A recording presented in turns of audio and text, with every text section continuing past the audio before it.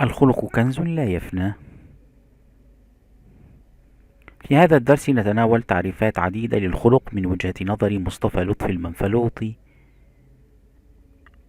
وهو أديب مصري معاصر ولد عام 1876 بمدينة منفلوط بمحافظة أسيوط. تعلم في الأزهر وعمل محررا في جريدة له آثار عظيمة منها النظرات والعبرات.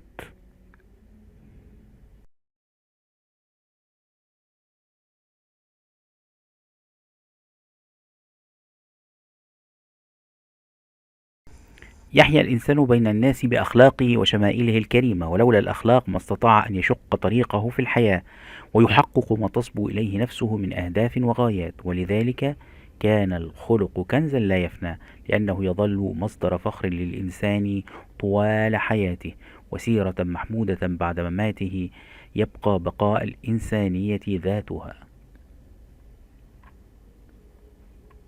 الخلق هو شعور المرء بأنه مسؤول أمام ضميره عما يجب أن يفعل، لذلك لا أسمي الكريم كريما حتى تستوي عنده صدقة السر وصدقة العلانية، ولا الرحيم رحيما حتى يبكي قلبه قبل أن تبكي عيناه، ولا العادل عادلا حتى يقضي على نفسه قضاءه على غيره، ولا الصادق صادقا حتى يصدق في أفعاله صدقه في أقواله.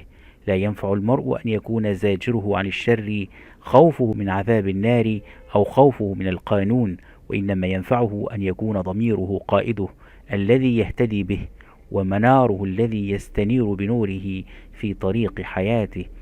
الخلق هو الدمعة التي تترقرق في عيون الرحيم كلما وقعت عينه على منظر من مناظر البؤس. الخلق الخلق هو الصرخة التي يصرخها الشجاع في وجه من يجترئ على إهانة وطنه أو العبث بكرامة قومه. وجملة القول فإن الخلق هو أداء الواجب لذاته بقطع النظر عما يترتب عليه من النتائج، فمن أراد أن يعلم الناس مكارم الأخلاق فليحيي ضمائرهم وليثبت في نفوسهم الشعور بالرغبة في الفضيلة والنفور من الرذيلة.